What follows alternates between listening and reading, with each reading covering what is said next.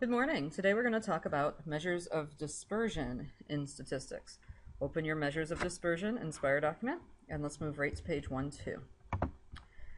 So I remind you that the mean and median of a set of data help us describe the center of the data, but they don't always give us enough information to be able to say good stuff about the data.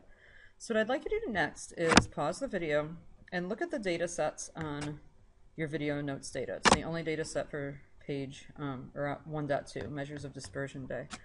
Find the mean of data set 1 and data set 2, and also the median of data set 1 and data set 2. And then we'll come back and talk about that.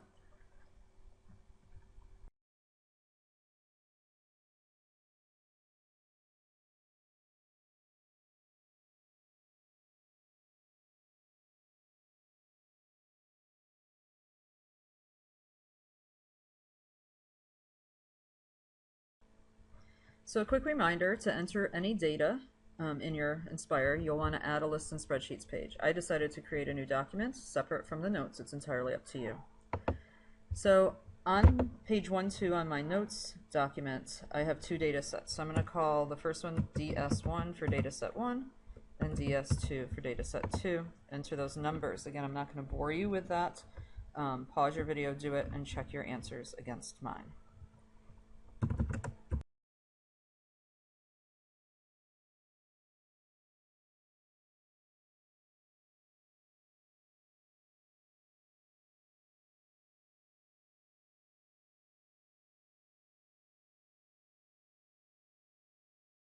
Make sure that you've not made any mistakes entering it, and we need to find the mean and median of each separate data set. So we're going to have to do the same thing twice. So again, you're going to want to add a calculator page and go to Menu, Statistics, Stat Calculations, One Variable Statistics. We're going to do one list at a time. So my first list I'll deal with is data set 1. I have no frequency category lists, so click OK. And here is my information. The mean of that set of data is 13.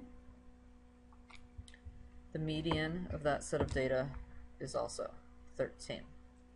Now let's do the same thing for data set 2.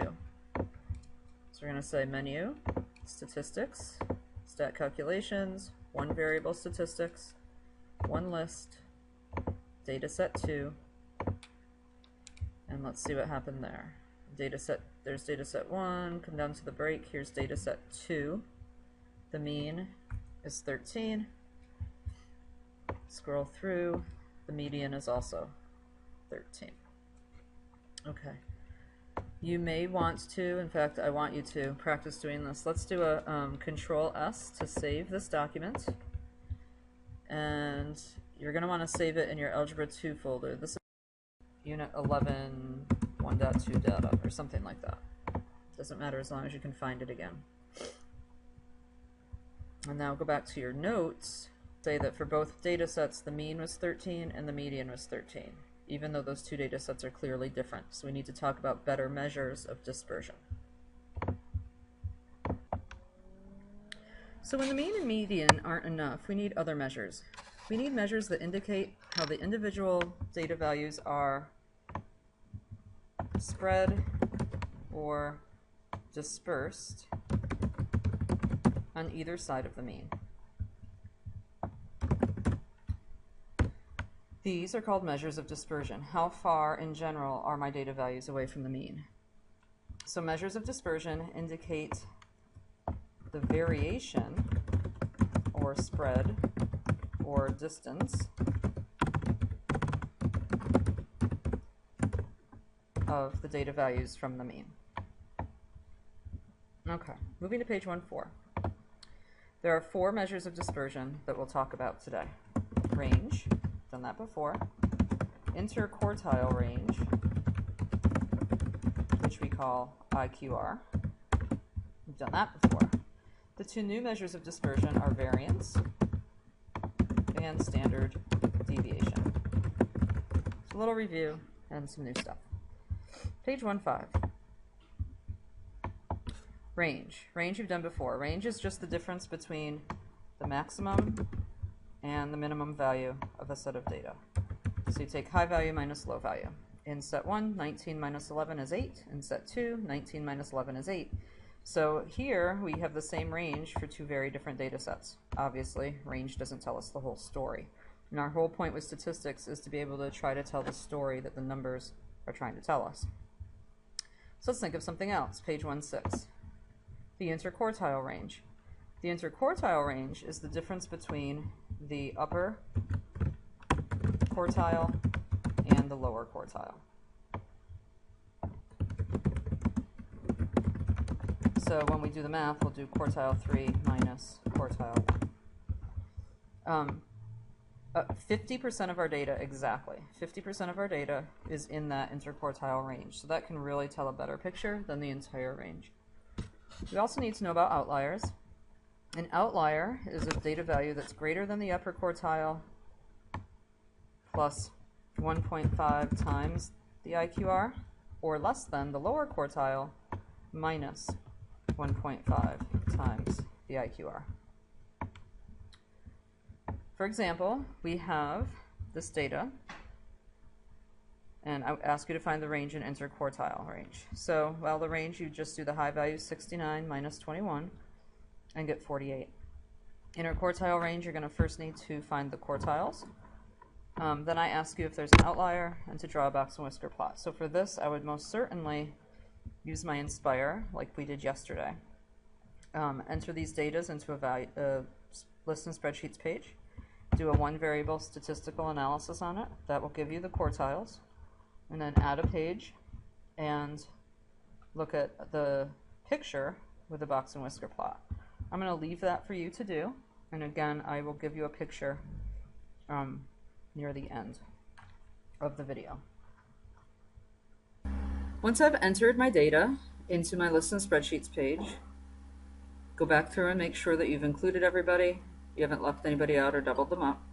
We're going to do what we've been doing, add a page, it's a calculator page, menu, statistics, stat calculations, one variable statistics. We have one list, its name is 16, no frequencies, and there's all my data. Now for interquartile range, you do quartile 3 minus quartile 1. They give you the quartiles, you have to subtract on your own. If I add a page that's a data and statistics page, then I have a box and whisker, or I have a dot plot first. Go to plot type, change it to a box plot, and you can see clearly that there's an outlier. We'll check that outlier with the outlier math in class. Page 17. So our first new measure of dispersion is called variance. The variance of a set of data is the sum of the squares of the differences from the mean divided by the sample size. Now that sounds terrifying. Here's the formula for variance.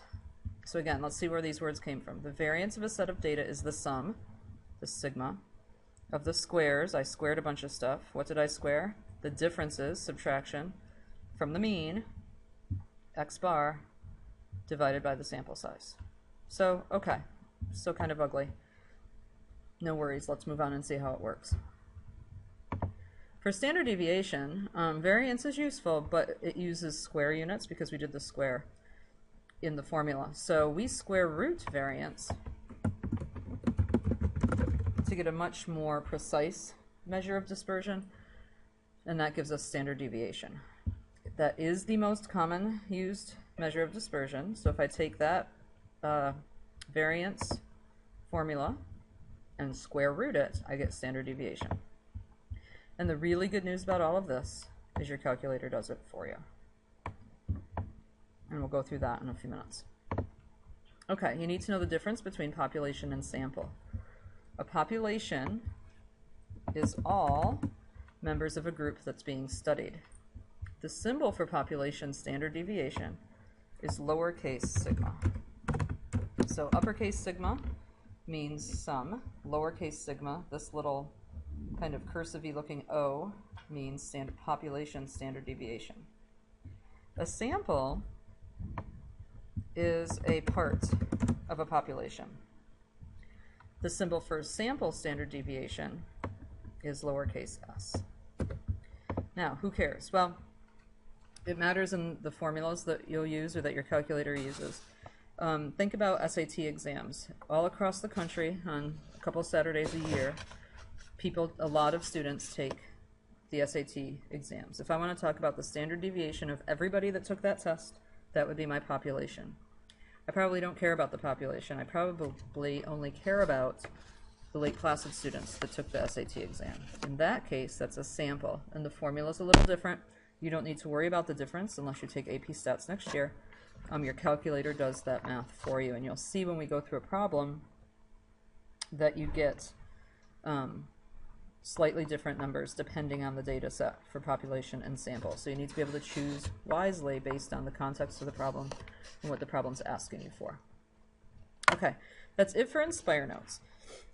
We're going to do next is we're going to go through those data sets from page 1-2, and I want to show you on your calculator where you find standard deviations and other important pieces so that you can find these measures of dispersion. So the assumption is that to find mean and median on page 1-2, you already entered those data sets into a list and spreadsheet. If you haven't yet, pause the video, do that now, and I'll walk you through it. Okay, so here's my page with dataset 1 and dataset 2 already in it that I used earlier. And the good news is I actually already did the work I need to do for the standard deviation. I just need to find the right page. So I find the calculator page where it says 1 variable stats on dataset 1. There it is. There's the mean that I found earlier. And if you go down to the 4th and 5th lines, we have sample and population standard deviation. Sample standard deviation is the S. Population standard deviation is a little sigma. Notice their values are a little different. They're supposed to be. And then I scroll down that same calculator page, and there's the work already for dataset 2. Sample standard deviation with the S, population standard deviation with the lowercase sigma. So the big question of the day is which set of data is least variable or which set of data is most consistent? And what is the variance of each data set? Think about what we learned today, and we'll go over that tomorrow.